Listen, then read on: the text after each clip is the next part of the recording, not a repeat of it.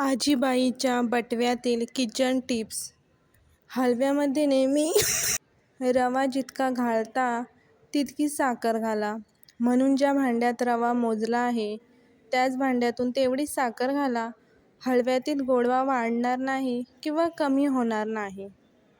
दुसरं म्हणजे सांबार बनवताना तुम्ही चिंचेऐवजी लिंबाचा रस देखील वापरू शकता. तिसरं, दही वड्याच्या पिठात थोडे इनो, फ्रूट सॉल्ट नंतर ते पीठ 10 मिनिटे चांगले फेटून घ्या. यामुळे वडे मऊ मऊ आणि स्पंजी होतील. चौथं म्हणजे मूग डाळ खिचडी बनवण्यासाठी प्रथम मूग डाळ न धुता हलके भाजून घ्या. नंतर ती धुवून खिचडी बनवा. खिचडीमध्ये तुम्हाला एक नवीन चव मिळेल. व्हिडिओ आवडला तर लाईक, शेअर आणि सबस्क्राईब नक्की करा. Thank you so much.